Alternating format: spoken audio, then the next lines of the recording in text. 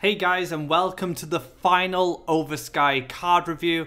We have Gaia's Naval, which was released last week and has given us the final selection of cards that are part of the Oversky expansion. And I kind of wish I had more time with these cards before this review, because I feel that there are a couple of cards in this selection that will take some time to figure out, but I can always revisit them in Card Spotlight, another video, so don't you worry about that. So yeah, we're going to get into the final cards, talk about each one, my impressions on them so far. I've had a week with them, and I have some deck lists for you guys as usual. So let's get started and take a look at the cards.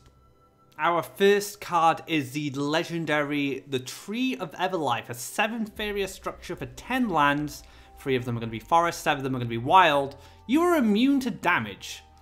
At the end of your turn, all green creatures in your hand gain +7/+7. Now, this deck made a huge impact on the ladder when it was released. It also made a big impact in the monthly cup. And I'm sure you guys are sick of me giving you blue-green ramp decks all the time, because blue-green ramp gained a lot of tools throughout the course of the Oversky. So today I'm going to show you a deck that I've been playing, which is a mono-green Tree of Everlife. It uses big creatures, it stalls out, and then it gets all those power-ups from the Tree of Everlife, and then you can teleport a big creature to finish off your opponent with the Sagami Grovecaller. If you would like to see some blue-green ramp decks, there are a huge selection of them from the monthly cup by Lou, S of Dawn, I Win Again. You can check out those lists on the hub, so be sure to check that out. But if you'd like to try something a bit different, try this mono green list. I enjoyed it. I had a bit of success with it. It took a bit of tweaking on stream, but I feel like this list is kind of where I wanted it to be, so don't be afraid to make any changes if you feel like something's a bit weak. But I've had a lot of fun with this, and this card is incredibly powerful. And yeah, you are immune to damage, so that's all damage. That's event damage, combat damage, any damage that hits your orb, you're immune until this Tree of Everlife is destroyed. At the end of your turn, give all green creatures in your hand +7/+7.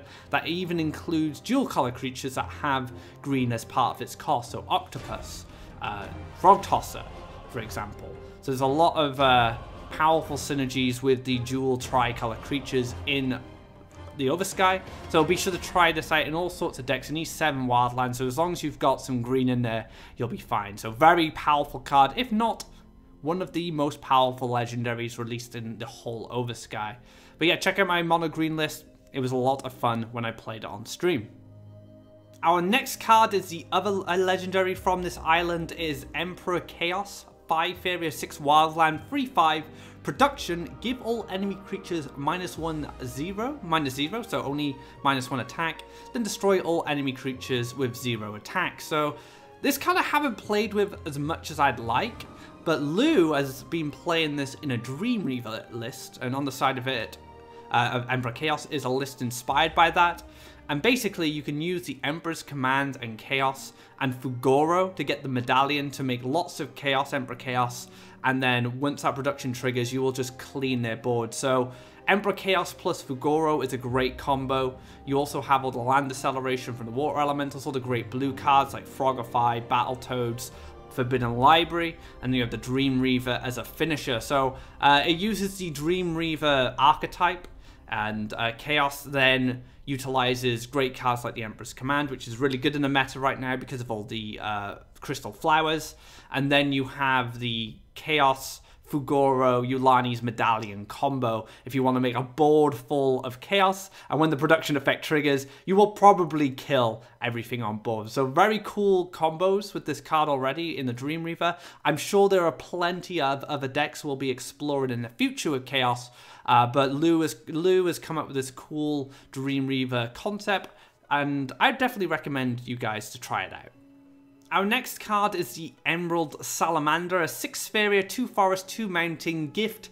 Deal 2 damage to adjacent creatures and give friendly adjacent creatures +2/+2. And it is a 2/5. So you might have seen something similar like this in the core set, the Blazing Salamander. Very similar card, but with some added bonuses. And this card fits in Cracked Thorn. It could fit into other dual, quad color decks, maybe even 3 wishes. But my biggest issue with this card is it's just not very good. It's very weak. 6 Faeria is very expensive for what it does. It's very situational. You know, you have to be adjacent to targets. I love cards in Faeria where you have to be adjacent to things because it rewards positioning. But for 6 Faeria, this just doesn't give you enough. It's too weak, unfortunately. It could be a bit better with Path to Paradise, but if this is the only reason you're running Path to Paradise, it's probably not worth running Path, because you can just fill that slot with something much better. But if you'd like to try this card, I definitely recommend it in Crackthorn. I have a Crackthorn list right here, and I've added 2 of them. But you'll come to find that it's a very situational piece of removal, a very high price. If you look what Crackthorn does for 6 Faeria, in comparison to what Emerald Salamander does, Crackthorn has much more influence on board with its removal. So I feel this card is very underwhelming. Blazing Salamander is not a good card. Emerald Salamander is probably worse because it's more expensive. But maybe we'll see this card being used in the future. Maybe there's a meta adjustment. It could be pretty good against Yellow Rush. You can kind of chip away a few hasters with it, maybe get a power-up out of it as well. But I can't see this card being a staple in Crackthorn. So if you guys have any lists that you feel this card is good in, be sure to share them in the comments. But for me, I don't think this card is very good. Now this next card is one of the spiciest cards from the Oversky. It's the Dream Keeper, a 4 Faeria, 1 Lake, 1 Mountain Taunter.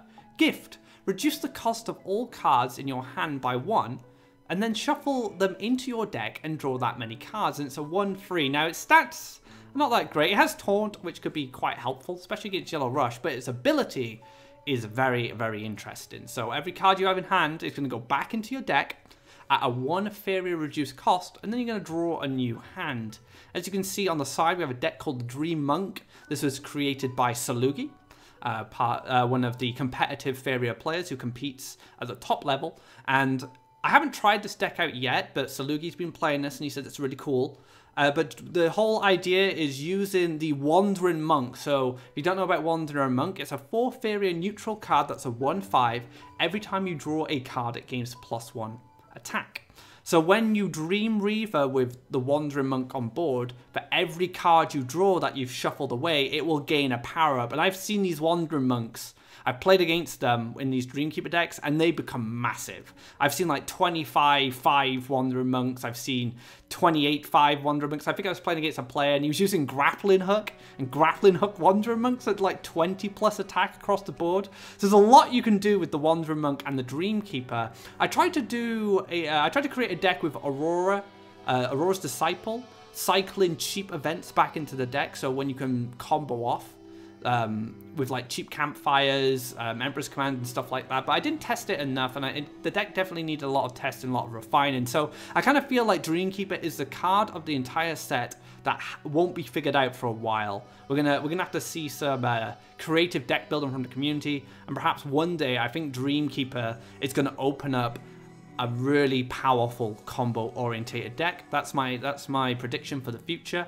But for now, give this Dream Monk a list to go. Salugi has been playing it. He said it's been really cool. It uses like land moat shifting with the Sunken Tower and the Shifting Tide. It has some of the great blue cards in it, like Colossus, Mystic Beast, Water Elemental, and then you can use Spell Wheel to put more cards into your hand and then shuffle them back in with the Dream Keeper. So there's a lot of great things you can do with Dreamkeeper, and if you have any ideas, be sure to share them in the comments below. But yep, that's Dreamkeeper. Keep an eye out for this one. I think this card is either going to create a lot of fun or cause a lot of trouble in the future. Gemshell Tortoise is our next card, an 8 Faeria, 2 Lake, 2 Mountain, 2 Wild, 6/6 gift. Draw a card, then copy it, and they cost 3 less. Very interesting. Kind of plays into that whole bargain kind of thing that red does, but also has a bit of splash of blue with it, being a blue-red creature. And this card is very expensive, but what it can give you off its gift could be very powerful. So in the list to the side, this is by Sunforger. It's a mid-range Gemshell Colossus deck, he calls it. I've been trying to find a list with this, but I must be honest, guys, Gemshell Tortoise isn't really my style of card. It's not a card. I don't really enjoy the bargain stuff. But this list actually looks really cool because you have great cards you can get off the Gemshell Tortoise. So Firestorm, for example, you can create 2 of them, and they cost 3 each. That's crazy. That's 6 damage to the whole board for 6 Faeria. Crystal Flowers, 2 Crystal Flowers for 0. Very powerful. Flame Burst, you know, gives you a lot of burst damage options. Fugoro, another good target for the Gemshell. Ninja Toads, 6 damage on board with its haste as well. Aurora, Frogify, great targets in this list. I really like the look of this build, and I feel that Gemshell Tortoise has a lot of potential, but I think the one thing that's holding its back is its really steep cost. It does cost 8 Faeria, so you do need the gift to hit someone quite useful, or you need to be kind of quite far ahead to have enough Faeria to play this card. I think one thing this list could do with, which could help it, is Ancient Herald. Ancient Herald can reduce the cost of this card to 6, and other cards within the deck. So the only thing I'd consider taking out for Ancient Herald is probably the Underground boss. It probably won't spike your Faeria curve too much. So that's one shift I might consider, just to make sure those Gemshells and other cards get that cost reduction, give you a bit of ramp. But yeah, I think this card has a lot of potential. I think it could be really fun, and you can get some really fun combos off it, like the Firestorm, like the Frogify's Aurora. So have an experiment with this card. I think you can do a lot with it, and yeah, like I said, could turn out to be really fun. Now the next few cards I'm going to talk about, I haven't found a home for them, or I don't feel they're that good. And Curious Biomancer, I think, is a very cool idea for a card, but I don't think there's a deck for it just yet. I feel that this card would really benefit like a zoo deck, a red-blue zoo where you use like Axe Grinders and Gabrian Commanders and Tail the Old Turtle. That's kind of where that's the type of deck I feel that Curious Biomancer fits in. But I feel the problem is Lore Thief exists, and I think Lore Thief is generally just a better version of Biomancer because it draws you 2 cards, so you're not restricted to creatures. If you don't want to draw cards, it becomes a free. It costs the same amount of Faeria, and it's only 2 lakes. And if you look at the blue-green ramp decks from the Monthly Cup, they were mainly used in Lore Thieves because it allowed you to draw libraries quicker, and once you get the library set up, you accelerate your Faeria quicker, which allows you to play the Tree of Everlife quicker. So I feel that Lore Thief is currently a better version of Curious Biomancer just because of the sort of decks we're seeing. But I do feel that Curious Biomancer has a lot of potential. It's just finding the right list, and I think creature heavy decks like a blue-red zoo deck could be really good. But if you have any lists that you feel that Curious Biomancer is good, be sure to share them in the comments. I'm sure some of the viewers would like to see how this card can be used and how it could be applied. But I haven't found much use for it personally, and I don't think the competitive scene has just yet. But keep an eye out for it. I feel this card could be good once we find the right deck for it. The last 2 cards of the island. Let's go over Monkey Genius first. Now, Monkey Genius is interesting. I feel this card should be good because you can set it up to gain power from when your opponent's double collecting. But I think my main issue with this card is it costs Wildlands. I think if this was a neutral card, like a pure neutral card, I think it'd be decent. But I think the Wildlands hold it back a bit, so you can't play it in a neutral deck. And it's very situational, so if your opponent isn't set up in a collection position, it's kind of a dead card. And I think that's my biggest issue with it. It's very situational. You don't get the most out of it unless your opponent double collects. And your opponent can play around that. If your opponent's set up in double collection, it could just chill and not double collect, and then you don't get the full potential out of it. And then going up to a 2-4 for 4 Faeria isn't that good. You kind of want to get the most out of it. So very situational. I think the Wildlands hold it back a little bit, and I don't see this being much play. Maybe in Pandora, but even then I think it's worse in Pandora because once Pandora opens, it doesn't gain anything. It's just a 0-2. Balloonfish. Now I was really excited for Balloonfish, but I came to realize that being a 2 Wildland card, again, makes it quite restrictive sometimes. But also, being a 2 Wildland card means it can't be used in Rush. Because Rush are not going to develop Wildlands, special lands at the start, unless it's Path to Face, which is a list that I've been working on. I know Lou has been playing. But you wouldn't use that in this anyway, because it's essentially a combo Rush deck. So Balloonfish doesn't have much use in a combo Rush archetype. The deck I think... Oh, the archetype I feel gets the most out of this card is a mid-range deck. But I feel that Horsemaster's just a better card. And there's 2 reasons. One, it doesn't require Wildland, so it can be played as a turn 1 harvester, and I think that's really important. And number 2, I just feel that Balloonfish can be a little situational. And I feel that because you swallow your own creature, whereas Horsemaster you don't have to swallow your own creature, I feel like it can be a bit restrictive. Like, you can set Horsemaster as a double collector. Horsemaster also has more reach on an aggressive turn, so you can Horsemaster a creature to attack, and it can immediately attack. Whereas Balloonfish, if you wanted to do the same thing, you're gonna have to wait till your Balloonfish dies before you can get the creature out and then start doing some work. So your opponent can collect Faeria, clear the Balloonfish, then you clear the creature, but they've already collected that Faeria.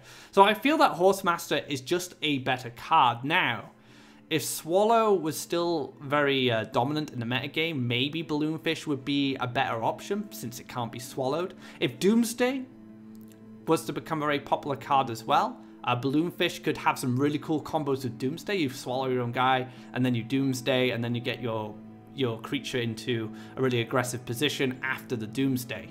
So there are some kind of things you can do with it, but again, I kind of feel like it's a worse Horsemaster. But if you guys have had a use with it, let me know, because I feel this island is the most flexible. Like, there's still lots to be explored with the cards here, and I feel like I said at the beginning of the video, I wish I had more time, because I haven't fully explored everything, because I'm still trying out cards from the other islands. And that wraps up the Oversky review. I've talked about all the cards that have been released 1 week after the release, so I got some time to play with them, generate some opinions, and I'm very happy with the Oversky cards. I think they've created some really interesting archetypes and really interesting additions to pre-existing archetypes. I'm a big fan of the new Yellow Tempo.